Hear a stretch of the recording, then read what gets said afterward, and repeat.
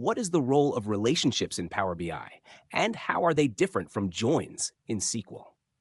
Answer. Relationships in Power BI are used to connect different tables within a data model, allowing you to combine data from multiple sources for analysis. They are similar to joins in SQL, but have key differences in how they operate. 1.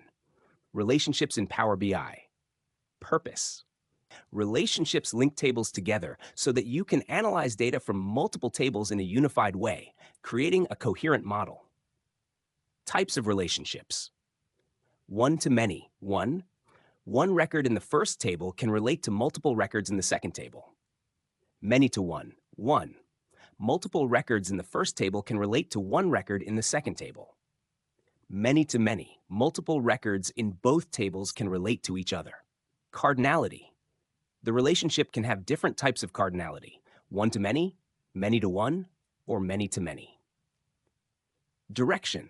Relationships in Power BI are single directional by default, but can be set to bi-directional if necessary, allowing both tables to filter each other. Automatic filtering. Once relationships are set, Power BI automatically applies filters between tables based on these relationships. 2. Joins in SQL. Purpose. In SQL, joins are used to combine rows from two or more tables based on a related column, such as an ID. Types of joins. Inner join returns rows when there is a match in both tables. Left join, outer join, returns all rows from the left table and matched rows from the right table. Right join, outer join, returns all rows from the right table and matched rows from the left table. Full outer join returns all rows when there is a match in either the left or right table. Execution. Joins happen when queries are executed and the data is merged together at that point.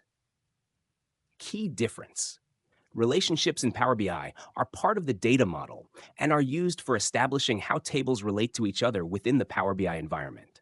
They are more about the structure of your data model. Joins in SQL are used for combining tables at the query level during data retrieval and are typically more manual in nature, requiring you to specify exactly how to merge tables.